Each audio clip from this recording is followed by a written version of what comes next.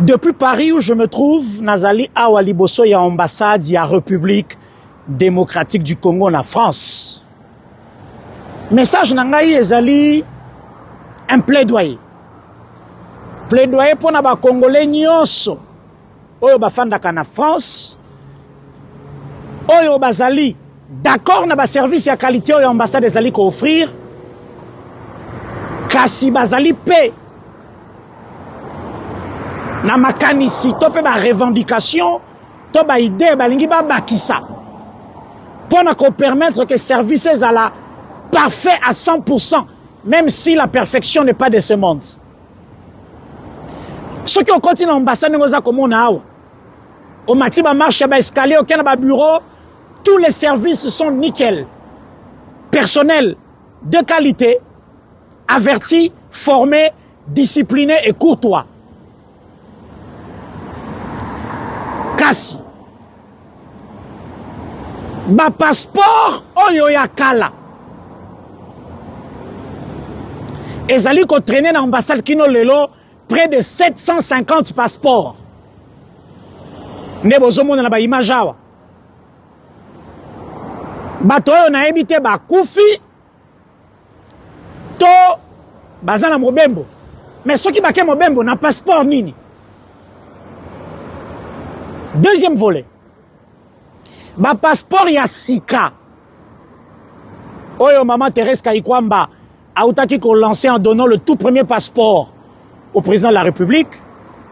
Ba passeport sécurisé ezali pe kopesama ndenge bosomona ba image awa yango bomoni na mesa e uti Kinshasa eye likambo etali ba paiement ya ba frais na ambassade. Awa maboko banque ezalaka te na ambassade ya Paris. Bato bakotaka na bureau bomoni bafutaka na ba carte bancaire na bango pe mbongo ekendaka na compte ya ambassade. Kasi likambo ya capture pour na passeport.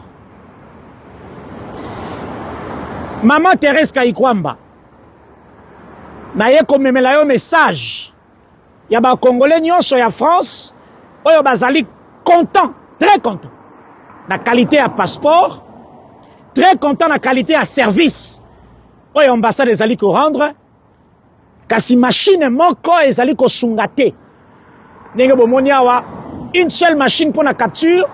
Nous sommes en mars aujourd'hui. Bato mosusu bazui rendez-vous pour na janvier 2027. Ezali ko pénaliser ba étudiants, ezali ko pénaliser bana ba botami sika, ezali ko pénaliser bato esengeli ba voyager.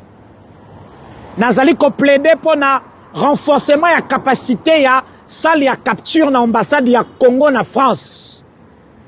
5, 6, 7, 8, pourquoi pas 10 machines ya capture. France ezali monene. Bato bautaka Toulouse, Lyon, Bourg-en-Bresse, Maubeuge, Lille, Douai, Ponakoya, pour ça la capture na Paris. Ce qui va machine est belé, ambassade a koki ko organiser un déploiement périodique. Exemple, de telle date à telle date, tu peux capturer un Congolais à Toulouse. Dans telle salle où tu as loué. Machine qui et ça les capture pendant 2, 3, 4, 5, 6 jours.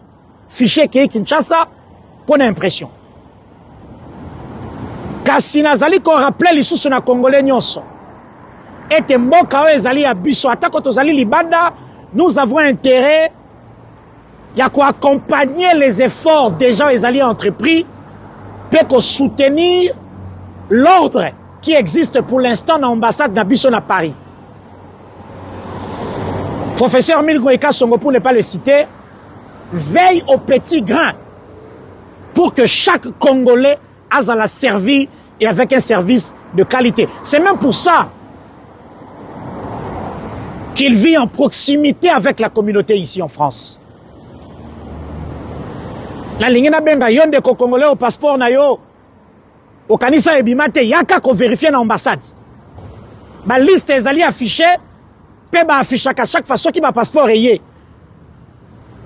Tant ntango mosusu yondo yaki te passeport ezela ezelaka yo yo pende koza kozela rendez-vous zwana nous rendez-vous ezali disponible le temps plaidoyer toza kosala ekomela bakonzi na Kinshasa pour que ma machine eya awa ebele na France parce que la France n'est pas une exception bato baza kolela bokanisi lokola pasi boza komoneza kaka na France te na France kaka te na Belgique pe na yoki na Espagne pe na yoki na Italie pe na yoki plaidoyer oyo ezali mpo na diaspora nyonso yango nasengi ya ngai na yo tozala na kimia mpe totambusa sango oyo mpo makelele na biso ekoma na Kinshasa mpe solution epesama na Paris na Bruxelles na Espagne mpe à travers le monde entier.